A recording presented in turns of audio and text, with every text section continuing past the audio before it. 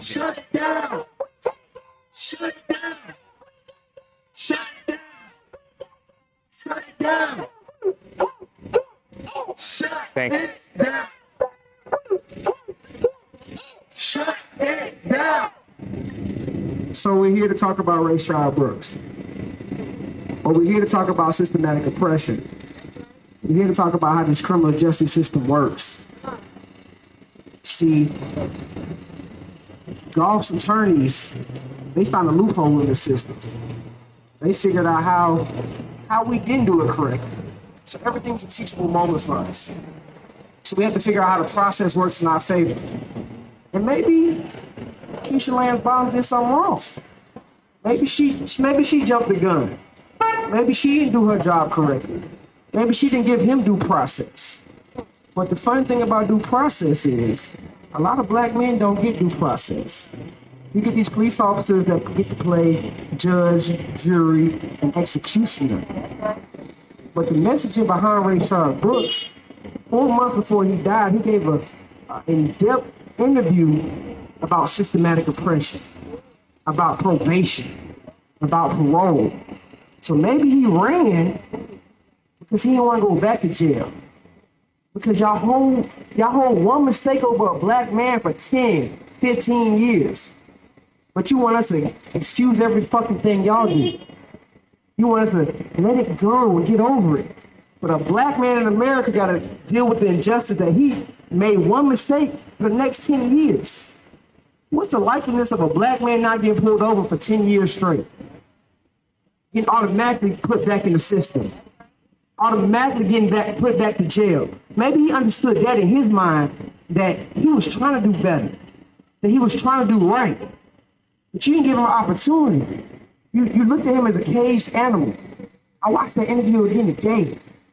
And that messaging in that system, and the messaging in that interview is about systematic oppression and how we're held down systematically for years to hold low-income communities accountable for bullshit. To keep on paying judges, keep on paying for probation, keep on paying things and not allowing us to get good jobs, holding felonies over our heads, holding us down for years so where we can't prosper. Why don't we get the same justice? Why don't we get the same representation? Why don't we get a second chance? Because you got stupid motherfuckers like Kamala Harris and Tim Scott talking about there ain't racism in this community. There ain't racism in this nation. But this nation is accepting black men being put down for years and not giving us an opportunity to redeem ourselves. You hear me? But you got to understand how this shit works. See, the whole thing, what I'm about, is about understanding and watching every systematic oppression and how we move forward every time it takes place. And learning, okay, so now we can't just automatically fire an officer. He needs due process. They found a loophole in the system. So now, us as protesters, we learn from that. So if we see a situation happen, we'll give him, administrative leave? Because his wife is on Facebook talking about how he's going to get back.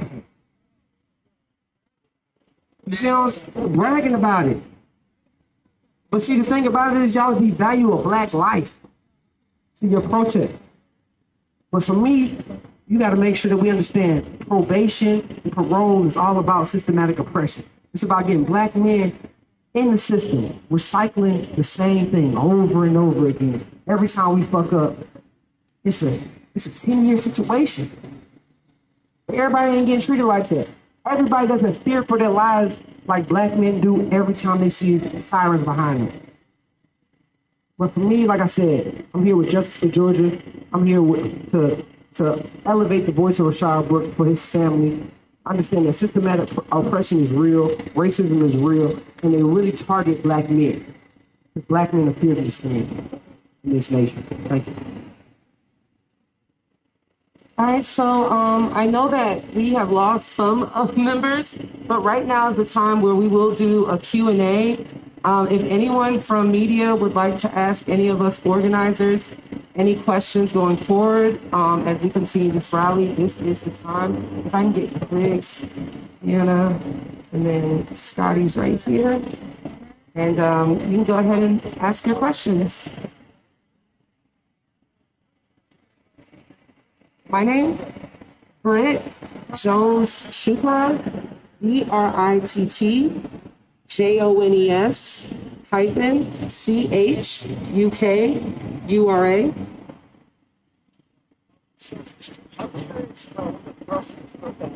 I know there's a lot of folks that may be reinstated, but it's also some animosity for the city for the process that was supposed to happen to actually properly fire officers. Absolutely. Griggs? Definitely, there's concern and anger at the way the city handled the process.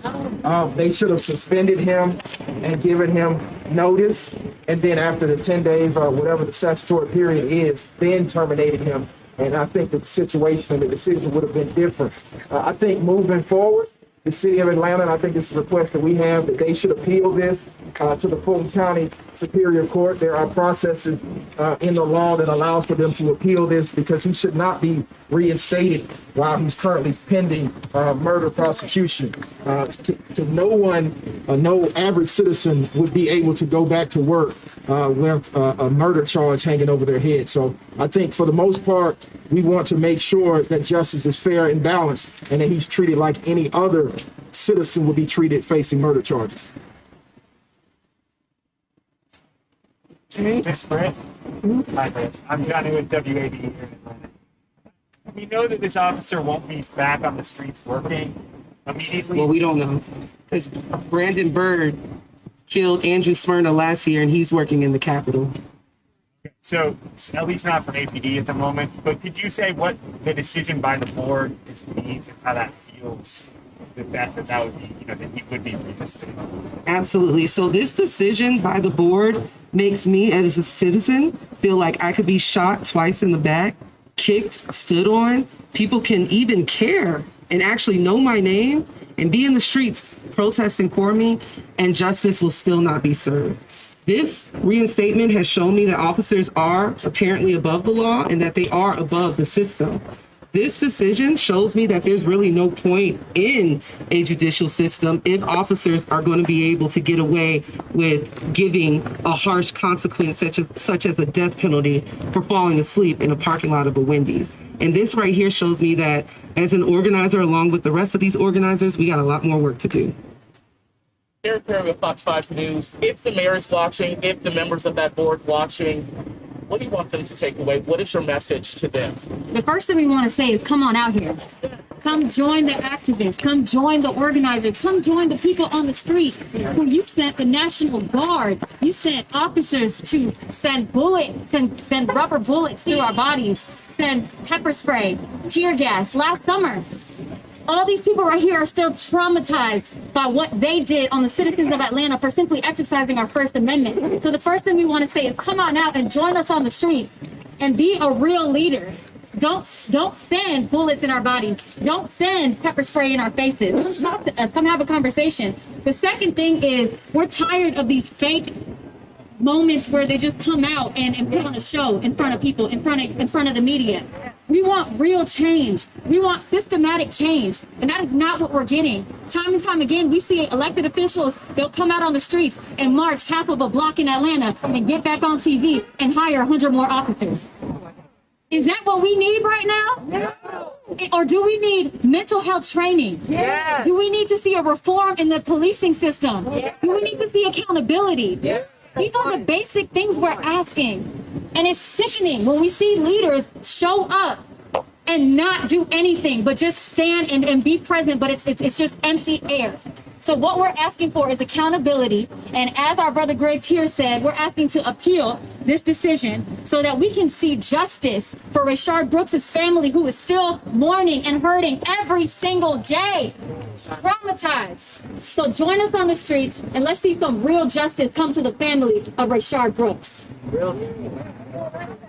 I'm with the Web TV, and I appreciate everything that young people are doing, because I'm 58 years old, I tell you, and I applaud what you're doing. Tell me, Are you guys willing to put on paper? You can do the appeal. I heard you say we are the people, so you put in the appeal. You put in the appeal. You put in the appeal. But what are you going to do? Start putting your demands, not demands, but recommendations on paper and delivering them to the mayor, delivering to them to the police chief, delivering those types of recommendations to that commission. That's going to be important. How are you going to begin starting today to begin to document your paperwork so that you can get results? That's a great question. Thank you. But we're really about this work. So that's why we team up with lawyers and politicians and state representatives. That's why we hold them accountable. That's why we ask for transparency and accountability throughout the entire process. What we're asking for is transparency. Stop hiding behind your badge, behind your title. Show us what the truth is up front and hold people accountable. That's all. We ask for two things: transparency and accountability. You can give us those two things, we probably wouldn't have to protest as much. But when you hide behind legislation, when you hide behind your title, when you hide behind police unions, when you have a district attorney who indicted the officer, now you have a new district attorney that was projected by the police union. We understand the process. We're learning how it works. The power is understanding the legislation. So we're about the legislation. That's what Justice for Georgia is about. That's what Protect the Vote GA is about. That's why a lot of these people are going to be running for office very soon. Because we're coming for your seat. We're holding everybody Let me accountable. ask you another question. Will you be doing any open record requests to get the transparency? Yes. And those are some great questions, and many of the activists who have been out here, not just for the summer, but have been out here for years, have been doing that, one of which I want to recognize in a few minutes, and that's Devin Barrington Ward. But we already have the open records request. His lawyers and other lawyers have already made those requests. We know exactly who we're talking to. But I think the people want to see real change from the elected officials and not platitudes, not open, empty promises. So I think it would be better suited when you ask for direct tangibles for Devin to be able to speak. And there's some things that are already on certain elected officials' desk that they are reneging on. Attorney Griggs, I have one question. I heard you talk that one of the reasons why a lot of these cases they held up in court, almost civil cases, does not have general liability. Yeah, there are some serious issues with how the city law department handles these civil rights cases. Again, as I said earlier in the press conference, there are 97 cases. Most of the time, the city law department does not settle these cases, including the case for Rayshard Brooks. So there are some serious inaccuracies in how things are portrayed to the media, but then how they're handled in court. So again, 97 cases in Fulton County. Many of them are with the city of Atlanta, and there's not been transparency, accountability, or even liability that's been recognized by the city. But again, I wanted to give Devin an opportunity. He's been out here for years fighting this battle for movement for Black lives. Yes, I think it's really important that the media understand that these demands have been made. They've been made to the mayor very clearly. They've been made to the city council very clearly. They're not listening. We introduced the Rayshard Brooks bill shortly after Rayshard Brooks was killed and murdered by the Atlanta Police Department. And we saw no action on that from several council members. And what ended up happening was the bill almost passed, but it lost by one vote. And so we are here today. And every time there's an incident with police brutality, every time there's an incident with police violence and terror in our communities, which is daily, we see a lack of responsibility and a lack of accountability and a lack of innovation from this Atlanta City Council. Atlanta doesn't have a crime problem, but we do have a poverty problem. Yeah. Atlanta doesn't have a problem in terms of mass incarceration where we need to be locking up mass amounts of people. But what we do have is a lack of investment. So the idea that the elected officials, both at the Gold Dome, here at City Hall, and the county building don't know what the streets are asking for, it's just really disingenuous and not true. We have been very clear about our demands. And so now, as others have said, it's important that those of us who are on the front lines run for office, particularly at the city council election that is coming up, because several of those council members voted against the Rayshard Brooks bill. In 2022, it's imperative that we have new majorities in the state house and in the state senate. We saw what happened where after Rayshard Brooks was killed, the governor and the Republican leadership doubled down on legislation to protect police officers in the state of Georgia, and even made it a felony and an elevated misdemeanor for activists to try and hold law enforcement accountable under the cloak of it being called harassment. Who's really being harassed here? Wow. We have so many other things that we could be doing today. Let me tell you something, as organizers and activists during this pandemic, we have had to deal with the pandemic. We've had to deal with an assault on our voting rights. We have to continue to deal with the continued assault on Black lives by the hands of law enforcement. My grandmother just passed. There's so many other things that many of us would like to be doing other than being here on the steps of City Hall begging the mayor and the city council to take action on what we've told them to do. So Will you be running in 2022? I'll be running in 2021 for Atlanta City Council District 9, which is against one of the council members that voted against the Rayshard Brooks bill. One of the council members that has not supported the closure of the Atlanta City Detention Center. One of the council members has continued to double down on old school policing instead of the reimagining of public safety. We need radical solutions, because what people are experiencing in communities like Bankhead, what people are experiencing off of Metropolitan is radical police terrorism, radical lack of investment, and a radical inability for the city council to care. How are we the city that's too busy to pay? Rayshard Brooks needed a ride home. He needed a ride home. And he ended up with a bullet in his back. George Keating, I'm going to ask you a question that's going to sound dumb, but I think it actually needs to. How did the death of Rayshard Brooks affect the relationship between the community today, and the police? With the death of Rayshard Brooks, myself being the co-founder of Justice for Georgia, working with families in Georgia who have lost a loved one to police brutality and white supremacy, it was something that not only was disgusting, right? You go through those emotions of being disgusted. You go through those emotions of feeling sick. You go through those emotions of being angry and also scared for your brothers and your sisters out here. But then my position was pretty much, now I have to meet this family. And now I have to introduce this family to another group of families that no one would ever want to be in the same boat with, pretty much. With finding out what happened to Rayshard Brooks, seeing it, not even finding out, but seeing it, as we were protesting peacefully already, the many injustices, not just here in this nation, but especially here in Georgia, I had to add another name to a poster. I had to look up at another Black man, learn his face.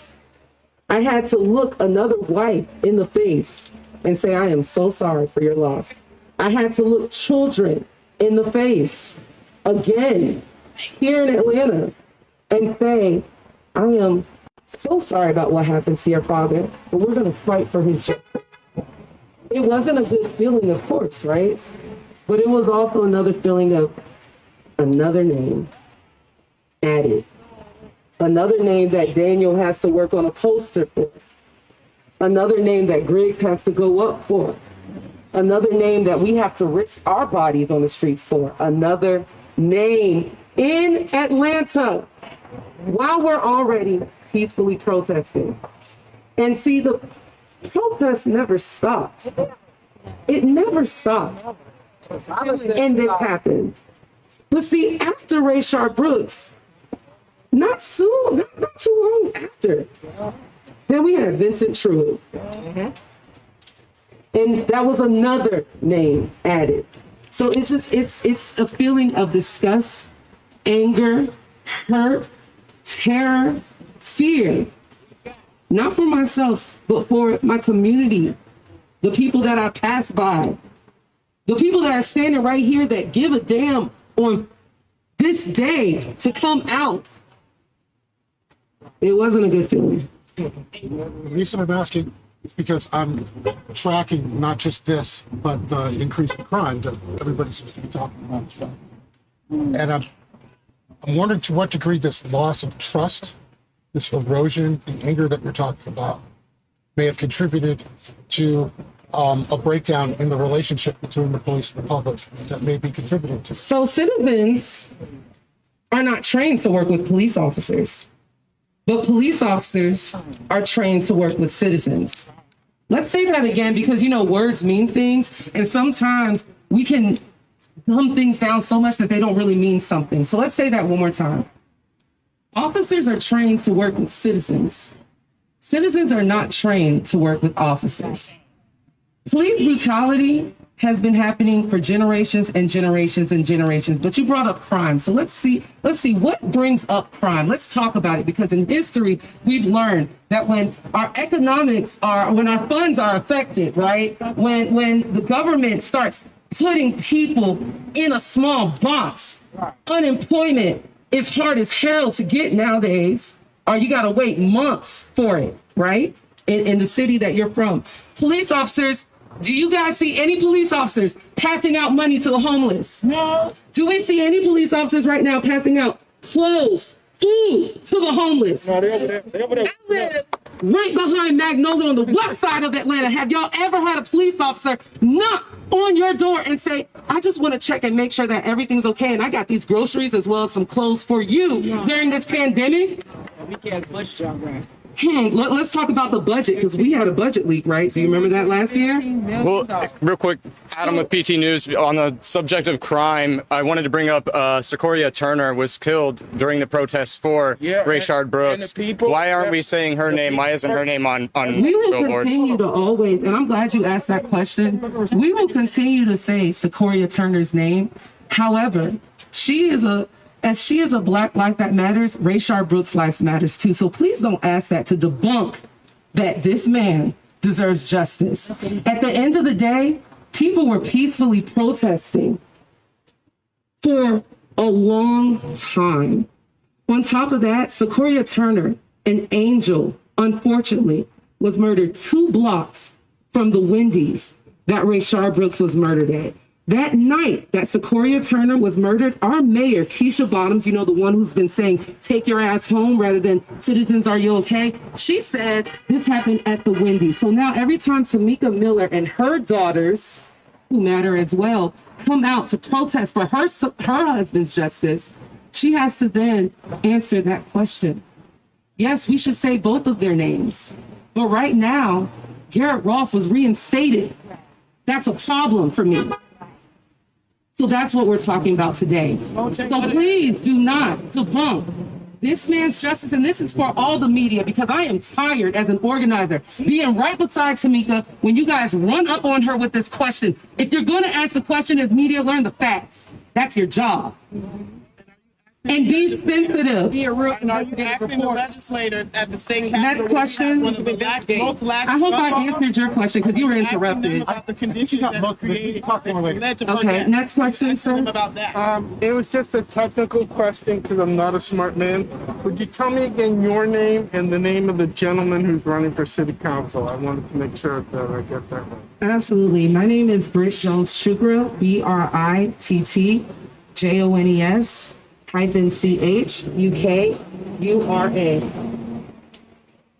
Devin Barrington Ward, that's DEVINBARRINGTON-Ward, WARD. Okay, I didn't mean to interrupt. Next question. Hey, can you talk more about what happens as far as grassroots demonstrations goes? I know this is not going to be the last protest. Things planned this weekend. What do we have to look forward to? We have to look for a coalition of Atlanta organizers working together to fight for justice. We have a huge problem in Georgia that we try to sweep under the rug like it doesn't exist. And so we bring attention to it. And so systematic oppression is real. White supremacy is real. We're probably the capital of the South. You can pretty much call us that at this point. We're going to continue to fight for the injustices that take place. longer sentencing through being put on parole for 10 plus years in the Rayshard Brooks situation. Understanding that that fear that these police officers encounter every day, maybe you shouldn't be policing our communities then. Maybe we need a different solution, because every time we get pulled over for a traffic stop, there's a possibility that a black man might die. Do you feel that same fear? Exactly. You see what I'm saying? Because they value your life a little bit more than they value mine.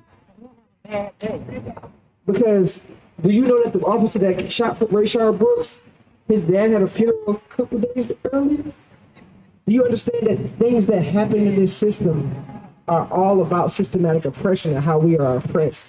And we have to have leadership that speaks out and that doesn't play this political game.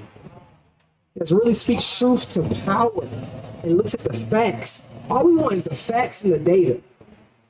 And until we get that, we're gonna be here every day. We ain't going nowhere. I hope I answered your question correctly. What's the proceeding? Yeah, to answer your question, you asked about upcoming events and protests. As we've said, protesting never stopped. Groups have been on the ground. Justice for Georgia was out for 224 straight days at Centennial Olympic Park.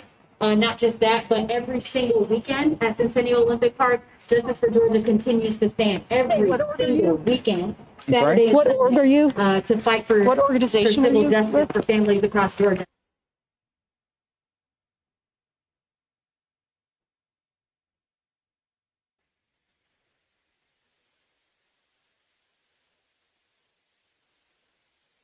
Just like Brother Greg said, this will be Freedom Summer 2021. I just wanted to talk about this crime issue. Considering that the courthouse that sits over there has been shuttered for a year, there has been no trials. So there has been no determination of whether or not a crime was committed. There have been arrests of suspects. There has been no determination. So when we say there's a rise in crime, there's a rise in reporting from law enforcement, but there has been no vetting of the allegations. So I find it kind of appalling, considering that the third co-equal branch of the government has been closed, that we have a narrative on TV that there's a rise in crime. There's a rise in allegations, and there's a reduction in arrests, but there has not been a rise in convictions. So I think when we report, we have to report accurately on what's happening. And then when we start talking about what happened to innocent victims of gun violence, like Sequoia Turner, the community showed up for Sequoia Turner at numerous rallies, numerous protests to hold the same government accountable for gun violence, because gun violence and police brutality go hand in hand. And the individuals who were alleged to have perpetrated the offense against Sequoia Turner have been arrested and currently sit in the Fulton County Detention Center, unlike the individual that has been alleged to have committed this offense against Rayshard. Once we reopen the third co-equal branch, we will get to the bottom of both cases. But what the community is upset about is that there is a different level of justice in one case as opposed to the other case. But we will not compare cases, because no judge nor jury has passed judgment on anybody. So they are suspects. They are not criminals. A criminal has been convicted of a criminal offense. If you can show me the conviction and sentence papers, then we can talk about crime. Then we can talk about it.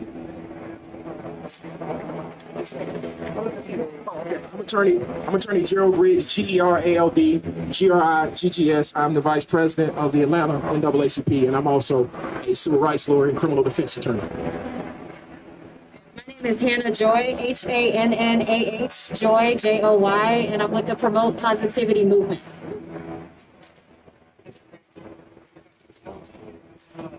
Mayor's level of responsibility.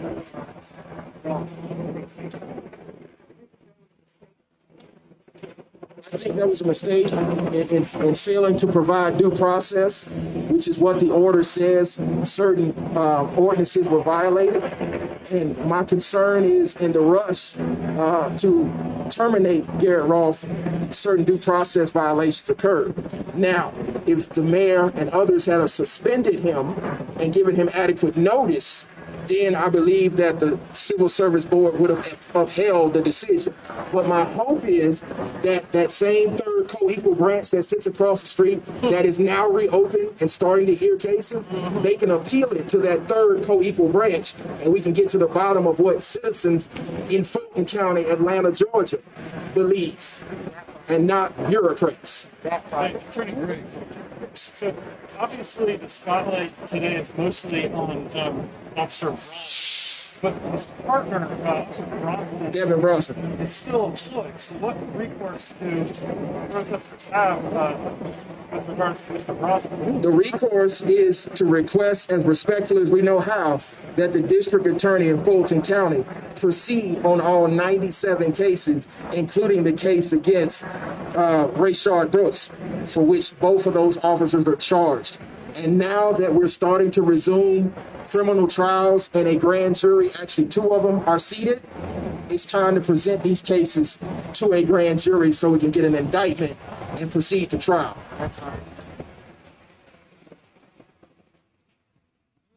Are there any other questions before we continue on the rally? I think a question I didn't hear, I'm a little disappointed by, I'm not gonna lie, is how is Tamika doing? How is his family doing? So I'm gonna ask that question and then I'm gonna answer it. She's not okay. This is not okay. Rayshard Brooks' family is not okay right now. This decision was made the day before his youngest daughter's birthday. You know, the one who's too young to remember her father, who was only 1 when he was killed, and now has to grow up without him. This decision was not easy for them because for once they wanted to just breathe. Because, oh, let's not forget that before blessing his oldest daughter's birthday, the Fulton DA tried to remove herself from the case and leave it in limbo. So if you want to know how his family's doing, they're not okay. But what can we as a community do to help them? That's a really good question. We can donate to Rayshard Brooks' GoFundMe, which goes directly to his wife, to help her with their kids. Being a mother, I'm not a mom, but being a mother, I know has to be a full-time job. And again, she was a married woman. She was not a single mother.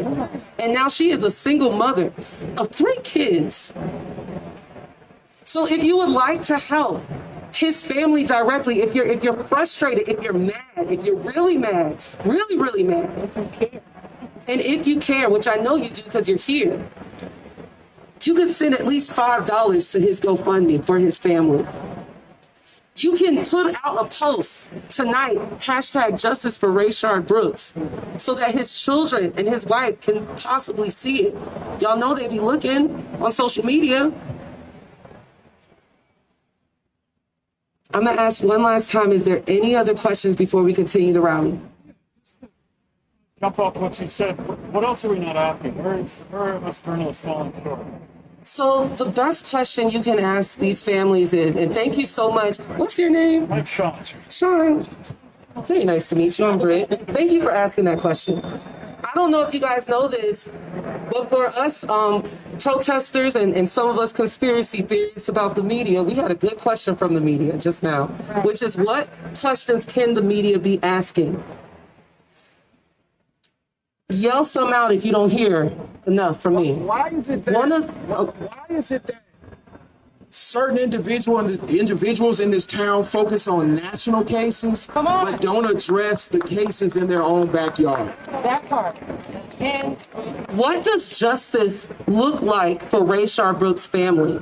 What does justice look like for Oscar Kane Jr.'s family? What does justice look like for Jamarian Robinson's family? What does justice look like for Jimmy Atchison's family? What does justice look like for Vincent Truitt's family? What does justice look like for Katherine Johnston's family? What does justice look like for DeAndre Phillips' family? What does justice look like? There's many more names. I can email them to you because we can be here all day. Another question. Y'all focus on the past of the victim instead of talking about the actual crime committed against them? Why do you work so hard to investigate the past of the victim rather than the past of the police officer?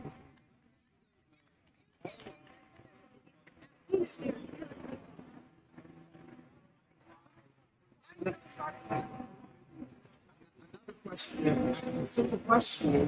Why wasn't he offered bribe? Why didn't somebody say anything? Why do we still have a budget for the Atlanta Police Department that doesn't reflect reform? That's what we're actually trying to do. Why do we have one of the highest income disparities in the country, and then turn around and question why crime is high? I would love this question. How do you as a citizen feel that even though you elected the mayor, the DA, the state rep, the district reps, how do you feel that they are not representing your voice, and what plans do you have forward to get them out? Why is it that when you have them in an interview, you allow them to sugarcoat shit? You allow them to sway questions and not answer directly what the fuck we be talking about. What's really going on outside. Now, one of the greatest interviews I ever saw was in Milwaukee after the Dante Carter, and all of those reporters grilled the police chief, they grilled the mayor. Dante, I didn't want to say the wrong name. There's so many names. It's so common to us. Minnesota. Well, I got two more. Why do not the legislature pass a bill when it comes to re-educating the police? And also, why are they not putting social workers with the police when it comes to the emergency of mental health calls and cases? They really need to start paying these social workers to do their work and go on these mental health cases so they'll know what to do in de-escalation situations, such as Matthews, Sado, Williams, such as a paranoid schizophrenia like Jamarian Robinson. We need social workers on the cases. Soon as the police is called, they need to call 611 or get in touch with 611 to have a social worker there for these cases. That's my question. The last question, which is one of the most important questions, is why is Georgia so held back compared to other states in banning qualified immunity? Why? Why, if we're so progressive, because you guys love to say, I recognize some of you guys' faces from the news. You guys love to say that we're progressive, and you love to say how much Atlanta is building and growing. But for us to be so progressive, and again, for us to be the home of the civil rights movement, we sure are behind when it comes to banning qualified immunity. So, next question.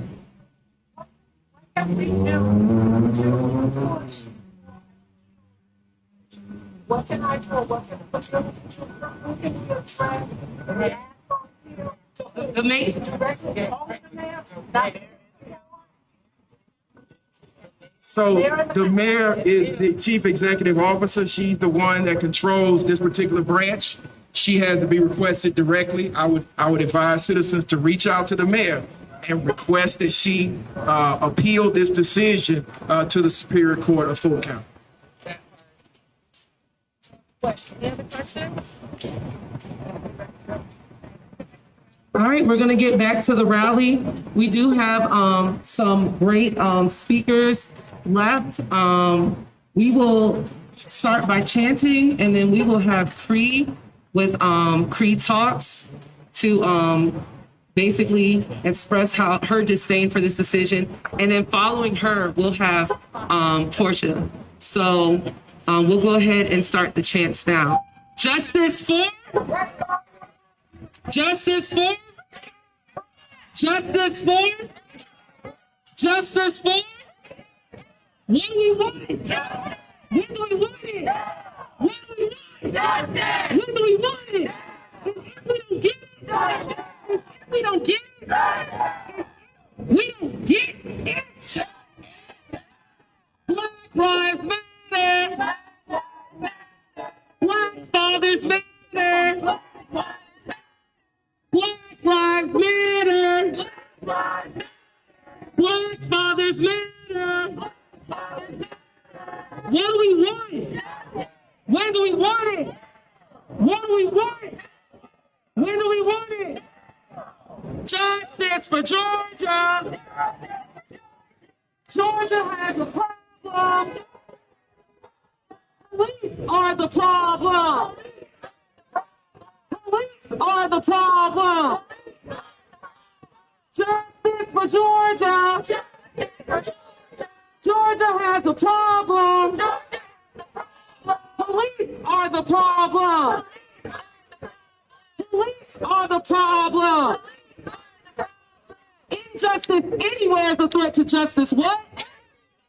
Injustice anywhere is a threat to justice. What? Injustice anywhere is a threat to justice. What? Repeat after me. I am somebody, and I deserve full equality. Right here, right now, right here, right now. The next voice you're hearing is Cree. Wow, guys. It's crazy that we're even here right now, just considering all the work that we put in last year. Considering that we voted in a black mayor. We voted in a black DA. And there are 3 people that attended a meeting with me, with the DA. And I'm quoting her when I say, she basically said there's nothing that she can do. There is nothing she can do to prevent the loss of our black lives. That there's nothing she can do to prevent the loss. And especially in this case, considering that the police department donated almost $2 million to her campaign. But a lot of people do not know that. But you know it now because I just told you. The police department donated nearly $2 million to our district attorney's campaign. There's no telling how much they donated to Mayor Keisha. There's no telling. How much was donated to the mayor? So here we are, voicing our disappointment, voicing our concern for our city. This happened in our home. If you're from the West Side, this happened in your home. This happened in my home. I used to go to that Wendy's. I used to go to that Wendy's. And when he was killed, I sat in that Wendy's and I watched an artist by the name of Ashley D. paint his face on a mural. And although at the time we're thinking about his death, I saw him come to life. In the midst of his death, I promise you, I saw him come to life. So you ask how you can help. You're helping by just... So I'm going to go ahead and, excuse myself from this event at this point. There was quite a few people here, as you guys could see. I'd say, when I first got here, estimates of about 50 to 100 people at most, and then it dwindled down very quickly. But it was interesting. Nobody, a couple of the people wanted to ask questions that were meaningful questions there. And you guys heard me ask, I think, the golden question of all of them. And that was, why aren't you out here with signs for Sequoia Turner? And then they all got really mad that I asked that question because that, of course, kind of ruins their movement, right? So, and it was kind of funny. One of the other journalists that's over here, I've seen him out at other events. He kind of tapped me on the shoulder. He's like, I was gonna ask that question. I was like, yeah, sure you were, buddy. But then kind of, I don't know if you guys saw, but maybe about 20 minutes ago, somebody who was up on stage or up on the steps holding a big sign came up to me and approached me and was like, who are you? What is your name? Who do you work for? And I just held up my press pass and showed it to her. I was like, hey, I'm live right now. I can't talk to you. But yeah. So she took a picture of it with her phone, trying to act all big and bad. And it's kind of, there was a mix of the BLM people there. There was a good mix of BLM people there, but there was not, it was some BLM people and mostly Antifa, Atlanta Antifa. So that's kind of what you got out of that was the Atlanta Antifa got a platform. And unfortunately, I'll be honest, I wasn't going to come down here at first, but I did because I had heard from some other people in the news that it was going to be big. So we came down, but I otherwise I wouldn't have. You guys saw there was maybe, I don't know, 30 people left up there when we left. Even the news media is kind of like, yeah, we're getting out of here. We got other stories to write.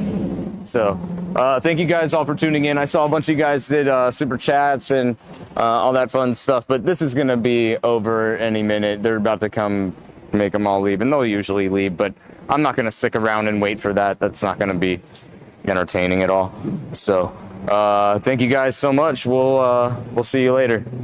Bye.